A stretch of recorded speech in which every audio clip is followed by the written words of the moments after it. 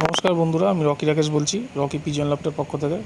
তো বন্ধুরা, এখানে যে পায়রাগুলো দেখছেন সব চিনি কালদুমা আছে এবং বিগ সাইজের চিনি কালদুমা।